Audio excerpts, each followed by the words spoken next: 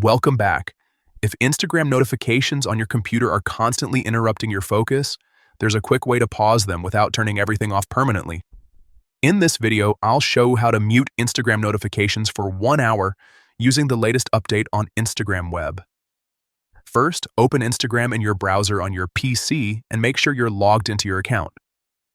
Once you're on the homepage, look at the bottom left corner of the screen.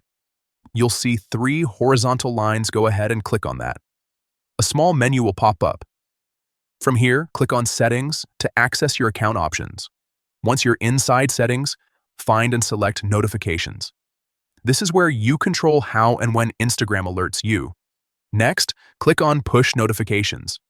Even though you're on desktop, Instagram groups all notification controls under this section. Now, look for the option that says Pause All. Once you enable it, Instagram will give you a few time options. Simply choose 1 hour and